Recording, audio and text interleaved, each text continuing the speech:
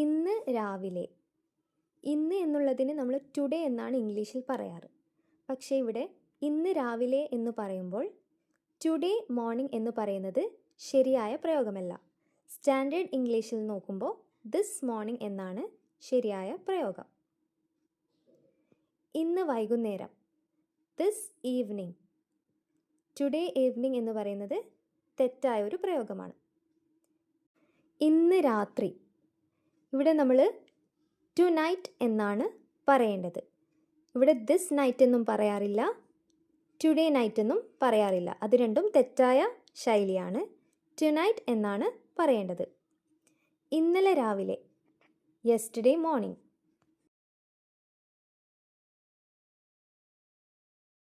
ഇന്നലെ വൈകുന്നേരം, yesterday evening.